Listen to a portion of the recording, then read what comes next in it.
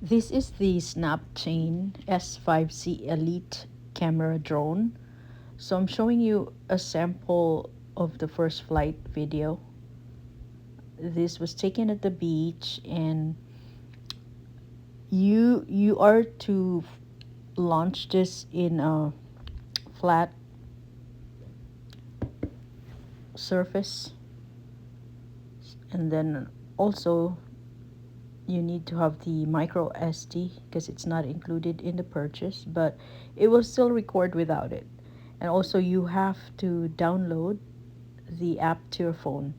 So this actually recorded directly to the phone. You don't have to move or spend time transferring videos and pictures from the micro SD to your phone, because once you turn both the remote and the drone on, and also the phone with um, the, with using the app, there's a record video or take photos button in your phone, which will record the video to your phone. You don't even have to download the video from the Snaptain app.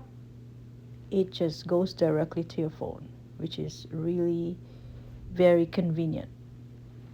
So this is it takes really crisp